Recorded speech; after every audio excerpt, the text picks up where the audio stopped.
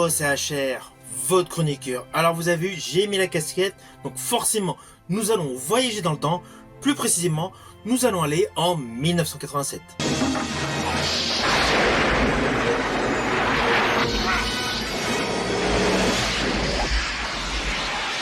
Ainsi, je vais vous parler du film Robocop, réalisé en 1987 par Paul Verhoeven. C'est un film incontournable, c'est un film qui a marqué l'histoire de la SF au cinéma, c'est un film qui a eu des suites, qui a eu un reboot, mais jamais égalé. D'ailleurs, j'avais effectué un sondage sur ma chaîne YouTube et naturellement, Robocop 1 est sorti vainqueur. Ceci dit, c'était loin d'être gagné pour la réalisation de ce film. Car aujourd'hui, c'est un film culte, c'est un film apprécié de millions de spectateurs. Mais sa réalisation n'a pas été simple.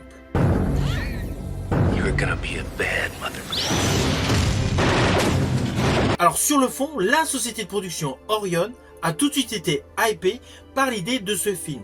Mais le problème fut principalement de trouver un réalisateur. Car naturellement, des réalisateurs spécialistes de SF ont eu le projet entre les mains. Je pense notamment à David Cronenberg, le réalisateur de Scanner et La Mouche. Celui-ci n'a pas du tout adhéré à ce projet. De même que d'autres réalisateurs dans d'autres registres. Je pense notamment à Jonathan Kaplan. Ainsi, pléthore de réalisateurs ont refusé ce projet. Alors oui, aujourd'hui, il paraît innovant, il paraît topissime. Mais à l'époque, je pense que beaucoup de réalisateurs, uniquement à la vue du titre, ont laissé tomber. Robocop. Car sur le fond, on va pas se mentir, le titre Robocop n'est pas le meilleur titre pour un film mythique. Film mythique dont l'idée a émergé de l'esprit d'Edward Neumeyer, qui participait au tournage de Blade Runner, dirigé par Ridley Scott, en 1982. Ce projet a donc traîné quelques années avant d'atterrir entre les mains du réalisateur néerlandais Paul Verhoeven.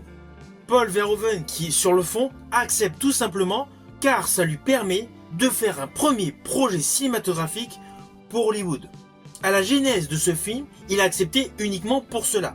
Ceci dit, Paul Verhoeven aux Pays-Bas est une véritable star, notamment avec son film Turkish Delice en 1973, Speters en 1980 et Le Quatrième Homme en 1983. Et juste avant Robocop, il a tourné avec son acteur fétiche Rutger Hauer La chair et le sang en 1985, un film médiéval, brutal, extrêmement violent.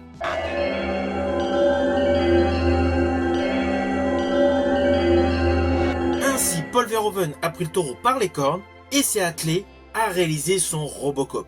Et là où justement il a créé son style propre à lui dans la SF, c'est qu'il a ajouté énormément de détails rendant réaliste l'histoire. Alors oui, le côté Robocop, on pense évidemment à Terminator. Terminator qui était sorti 3 ans plus tôt par la même boîte de production Orion.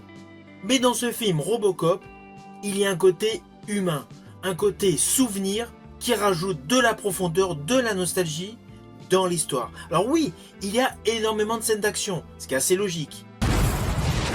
Mais ce film est une réelle alternance entre de l'émotion, de l'action et surtout de la réflexion. Car in fine, tout au long de ce film, il y a des messages politiques. Alors on peut les interpréter soit de gauche, soit de droite. Mais dans tous les cas, cela démontre les travers de la société.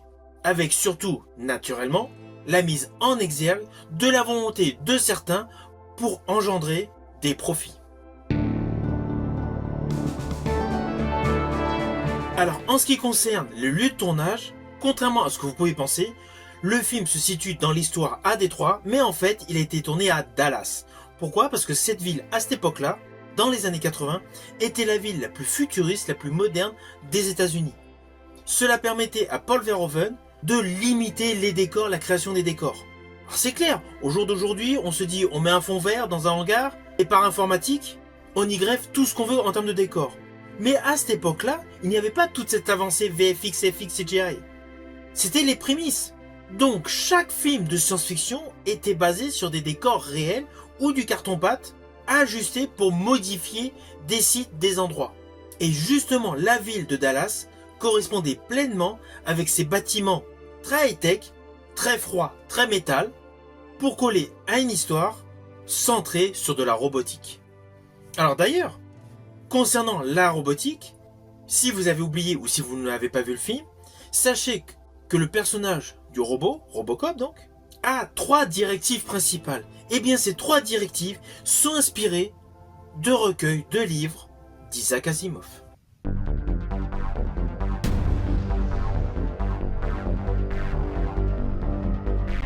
Alors une fois que Paul Verhoeven a choisi son site en plein cœur de Dallas, avec justement beaucoup d'éclairage saturé et des voitures de la police avec des peintures métallisées brossées, nous avons l'impression d'être dans une ville fantomatique hors du temps. Car à chaque plan séquence, en fait, on ne peut pas du tout deviner en quelle année ça se déroule. Il y a un côté intemporel qui est volontairement mis en exergue. À cela s'ajoute la prestation de Peter Weller en agent Murphy, prestation extrêmement touchante. On a réellement l'impression que tout le script a été taillé pour lui. Pourtant, il n'était pas le premier choix en termes d'acteur principal. En premier lieu, le choix s'était porté sur Michael Ironside, implacable mercenaire de la série V, et il fut également proposé à l'acteur fétiche de Paul Verhoeven, Rutger Hauer. Ceci dit, heureusement que le rôle a été obtenu par Peter Weller, car dans ce film, il démontre un réel talent. Ceci dit, autour de Peter Weller, il y a une distribution béton. Que ce soit Miguel Ferrer en Bob Morton, Miguel Ferrer, le perso j'avais apprécié dans Nom de code Nina de John Badham, il a une filmographie assez variée. Face à lui, un personnage impitoyable, Clarence Bodiker, interprété par Kurtwood Smith. Alors celui-ci a eu des rôles totalement antagonistes. Lorsqu'on le voit dans un film, on ne peut pas savoir si c'est un gentil ou un méchant. Il a tellement fait les 2 possibilités que cela ne donne aucune piste s'il est bien ou méchant dans un film. Là, dans celui-ci, naturellement dans Robocop, c'est un méchant. Et un méchant impitoyable qui a un cynisme en totale adéquation avec toute la violence qu'il effectue. Tu vois, c'est ça mon problème. Les flics, ils m'aiment pas. Alors, j'en ai autant à leur service.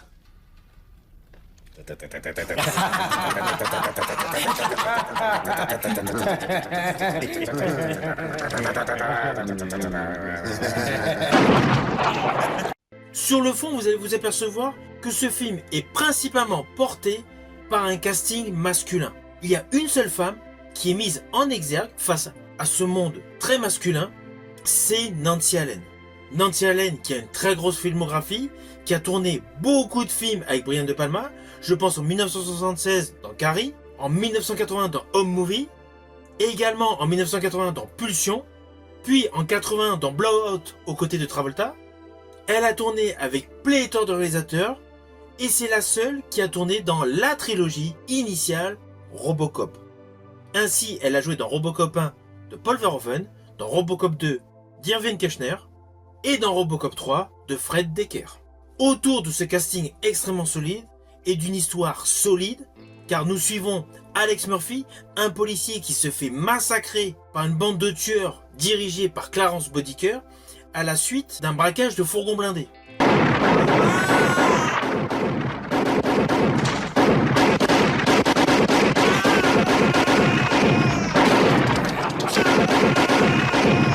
Celui-ci perd la vie, forcément.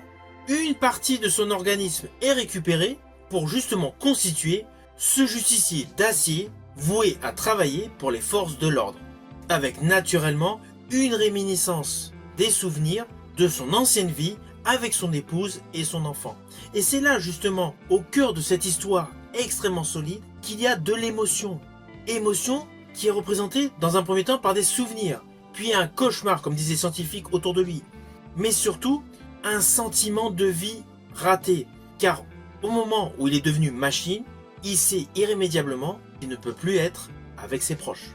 Ce film fait réfléchir principalement sur les dangers du modernisme et surtout la violence que peut provoquer les distorsions sociales, avec le capitalisme mis en exergue et la pauvreté de l'autre côté, d'où émerge énormément de violence. À cela s'ajoute le conflit homme-machine.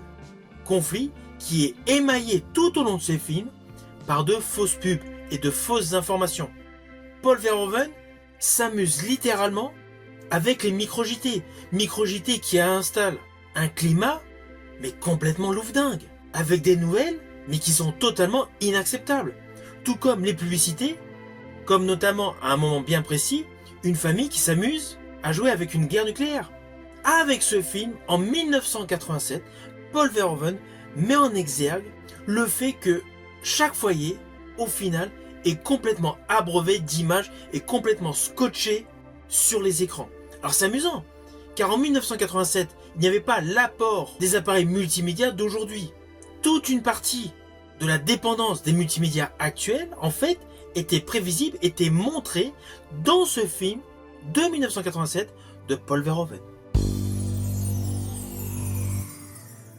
Alors d'ailleurs, Paul Verhoeven, avec son film Starship Troopers, a repris le principe des pubs complètement trash, avec un côté très nationaliste. Côté qui était déjà mis en avant dans Robocop 1 de 1987. Alors ce qui est amusant avec ce film Robocop, c'est que Paul Verhoeven, en allant travailler à Hollywood, a totalement changé de registre. Car aux Pays-Bas, il ne faisait pas de films SF. Il ne faisait pas de films fantastiques. Alors oui, ça n'empêche pas qu'il a également fait des films qui ne sont pas SF ou fantastiques à Hollywood. Mais principalement, ses réalisations que j'adore d'ailleurs, appartiennent au registre de la SF. Je pense à Robocop, Total Recall, Starship Troopers, Hollow Man. Ces films sont devenus des films cultes. Alors perso, la réalisation qu'il a fait que je préfère n'est autre que Total Recall avec Arnold Schwarzenegger, mais sa seconde réalisation que je préfère n'est autre que Robocop. Robocop qui ne fut jamais égalé. Alors oui, il y a eu Robocop 2, toujours avec Peter Weller. L'histoire, elle est assez similaire. On a enlevé le côté souvenir avec la nostalgie de sa vie d'avant. Là, il n'y a pas de retrouvailles, il le sait déjà. Il y a le personnage du grand trafiquant, gourou d'une secte avec une drogue, le nuke, et un robot impitoyable fait à partir justement de ce gourou. Le film est une accumulation de violence avec un postulat très similaire et Peter Weller avait repris le rôle dans ce Robocop 2. Mais cela n'empêche pas que ce film Robocop 2 est largement en dessous. S'ensuit Robocop 3, où là, changement de radical de casting. Pourtant, nous avons toujours Nancy Allen faisant office de coéquipière du fameux Robocop. L'histoire met toujours en avant les nantis face à l'armée, la police, le côté totalitaire. Il y a une influence d'Asie avec justement des samouraïs robots, les gadgets, voilà. Ce troisième opus de cette trilogie de base est certes bien réalisé, certes avec des effets spéciaux de qualité qui sont supérieurs à Robocop 1 de 1987, et énormément de gadgets, mais cela n'empêche pas qu'il reste en dessous de Robocop 1, l'original réalisé par Paul Verhoeven. Alors oui, il y a eu le fameux remake Robocop. Film que toute personne qui ne connaît pas Robocop de Verhoeven peuvent apprécier. Mais le film est largement en dessous. Oui, les effets spéciaux sont 1000 fois meilleurs. Oui, la prestation de Samuel Jackson est excellente, en journaliste impitoyable, récurrent, mettant en avant les failles de la société. Tout le casting de ce film est bon. Mais ce film est davantage concentré sur l'action. Ce n'est plus l'homme qui découvre, en étant devenu une machine, qu'il avait un foyer avant, une femme et un enfant, avec des sentiments totalement refoulés, face à une violence extrêmement brutale, pilotée par un Clarence Bodiker totalement impitoyable. Là, dans ce film, les méchants restent moins méchants, moins angoissants, et surtout tout le côté émotionnel du film est parti. Pourtant, la distribution est bonne. Michael Keaton est impeccable comme acteur. C'est un acteur que j'apprécie dans beaucoup de films. J'ai d'ailleurs effectué une vidéo sur l'un de ses derniers films, Knox. Mais cela n'empêche pas que ce film, ce remake Robocop, est largement inférieur à la totalité de la trilogie Robocop. Pourtant, Robocop 2 et Robocop 3, selon moi, sont inférieurs à Robocop 1 de Verhoeven. Mais le remake est totalement inférieur. C'est pour cela que je tenais à faire cette vidéo pour vous parler de Robocop 1 et surtout espérer que cette vidéo va donner envie à ceux d'entre vous qui ne connaissent pas ce film, tout simplement de le découvrir. Si vous avez aimé ma vidéo, n'oubliez pas, petit pouce vers le haut, pensez au partage. Quant à moi, je vous dis à bientôt pour une prochaine vidéo.